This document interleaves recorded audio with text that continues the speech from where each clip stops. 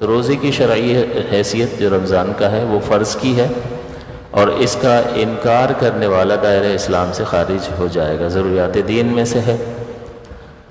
تو انسان ایک مسلمان جو ہے اس سے بعید ہے کہ وہ اپنی زبان سے روزے کی فرضیت کا انکار کرے، لیکن وہ اپنے طرز عمل سے گویا کہ اللہ تعالیٰ کے حکم کی ناقدری کرتا ہوا ضرور دکھائی دیتا ہے۔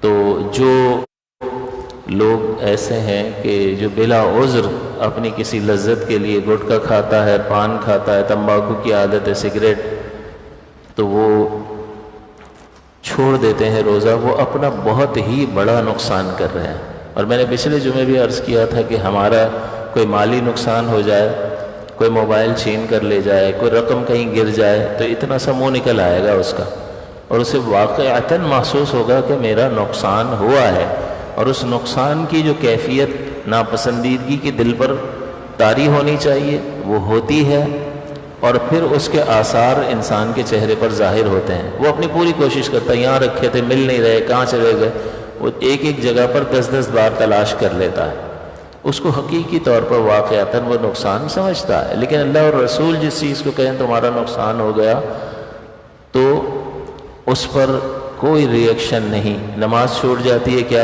اداس ہوتا ہے؟ تو اللہ تعالیٰ حضور فرماتے ہیں کہ جو شخص جان بوجھ کر ایک نماز چھوڑ دیتا ہے تو جہنم کے دروازے پر اس کا نام لکھ دیا جاتا ہے۔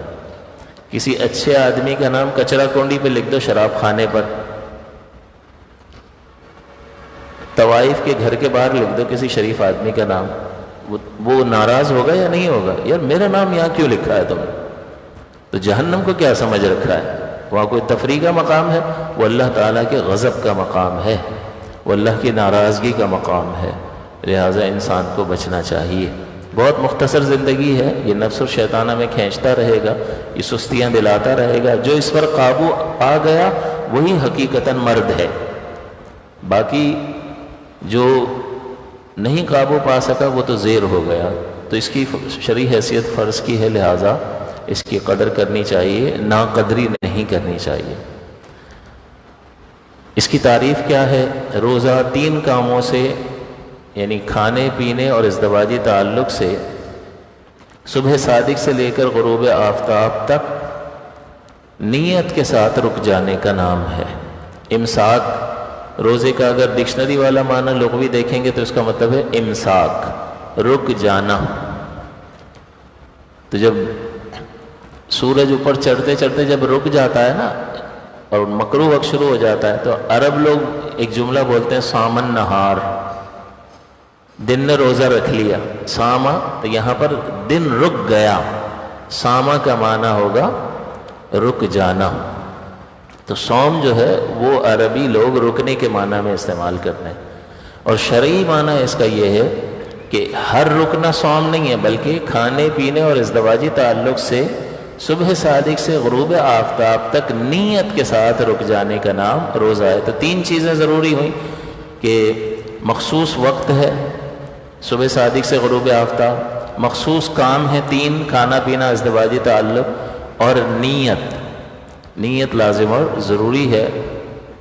اس کے ساتھ جب کوئی شخص رک جاتا ہے ان 3 کاموں سے تو اس کو روزہ کہا جاتا ہے۔ اور عاقل بالغ مسلمان ہونے کی شرط تو آپ کو معلوم ہی ہے کہ عاقل ہوگا تو ہی اللہ کی خطاب کو سمجھے گا نا۔ اب اللہ کس سے فرما رہا ہے؟ کتب علیکم الصیام، تم پر روزہ فرض کر دیا گیا۔ تو پاگل کو تو سمجھ میں ہی نہیں آتا، تو پاگل کو جب اللہ کا خطاب ہی سمجھ میں نہیں آتا تو اس پر وہ چیز لازم بھی نہیں ہوئی، تو پاگل مکلف نہیں ہے۔ اسی طرح نابالغ کو مخاطب نہیں کیا اللہ تعالیٰ نے، بالغ کو مخاطب کیا ہے، تو وہ بھی نکل جائے گا۔ اگر وہ روزہ رکھے گا اس کو رکھوائیں گے، 7 سال کی عمر میں ماں باپ اسے حکم دیں گے، نہیں دیں گے تو وہ گناہ گار ہوں گے، کیونکہ حضور نے فرمایا نا 7 سال کا ہو جائے تو نماز کا حکم دو۔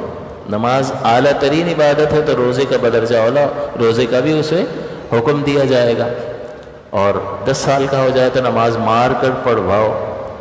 تو اسی طرح سے اگر بچے میں طاقت ہے وہ روزہ رکھ سکتا ہے تو اس پر سختی کی جائے گی اور اسے روزہ رکھنے کو کہا جائے گا۔ اگر والدین ایسا نہیں کریں گے تو اگرچہ والدین روزہ رکھتے ہوں لیکن وہ اس اللہ کے حکم کو پورا نہ کرنے کی وجہ سے گناہ گار ہوں گے۔ آج کل ہم دیکھتے ہیں بیٹا تیرے تو امتحان چل رہے ہیں، چھوڑ روزہ بعد میں رکھ لینا. بھئی امتحان چل رہے ہیں ٹھیک ہے، امتحان دیتا رہے، لیکن روزہ تو لازم ہے، اسے دیندار تو بنانا ہے نا. یہ پہلے سے ہی سوچ لیا ہے کہ جو چاہے کرتا پھرے، تو پھر تو وہ آپ کی فرما برداری بھی کبھی نہیں کرے گا. پھر بڑی عمر میں آپ شکایت کرتے پھریں گے کہ مولانا اس کو سمجھاؤ، ہماری بات نہیں سنتا. تو اس لیے بچوں کو حکم کرنا ضروری ہے. تو یہ 3 چیزیں ہیں، 3 کاموں سے صبح صادق سے غروب آفتاب تک نیت کے ساتھ رک جانے کا نام ہے.